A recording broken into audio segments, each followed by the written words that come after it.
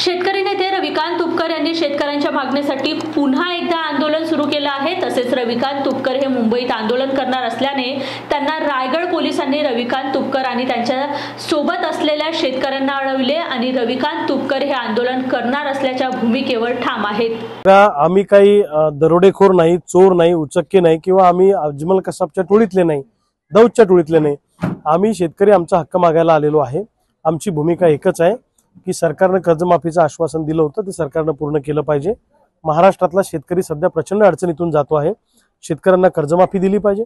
दुसऱ्या बाजूला सोयाबीन कापसाला प्रति क्विंटल 3000 रुपये डिफरन्स भावफरक दिला पाहिजे। ऊसाला एक रकमी FRP दिली पाहिजे, अन्यथा कारखान्यावर कारवाई केली पाहिजे। कांदा, दूध आणि धानाला अनुदान दिलं पाहिजे। त्याचबरोबर कल्याण भागामध्ये रेल्वेच्या नावाखाली झोपडपट्ट्या उद्ध्वस्त करण्याचं काम सुरू आहे, तर त्या लोकांना बेघर न करता त्यांचं पुनर्वसन केलं पाहिजे। त्याचबरोबर शेतीला पूर्ण वेळ वीज मिळाली पाहिजे। जंगली जनावरांचा त्रास आम्हाला प्रचंड होतो शेती पिकांना, म्हणून शेतीला मजबूत कंपाऊंड दिलं पाहिजे। अशा अनेक मागण्या घेऊन आज आम्ही मुंबईमध्ये आलेलो आहे। अरबी समुद्रामध्ये आम्ही आमचे कर्जाचे सातबारे बुडून आम्ही कर्जमुक्त झालो अशी घोषणा करणार आहे। जेव्हा पिकलं तेव्हा लुटलं, आता देणं घेणं फिटलं, आम्ही तुमचं देणं लागत नाही अशी आमची भूमिका आहे। आता आम्ही पनवेलच्या जवळ आहे, या मंदिरामध्ये सगळे मुक्कामाला रात्री शेतकरी थांबलेले आहेत।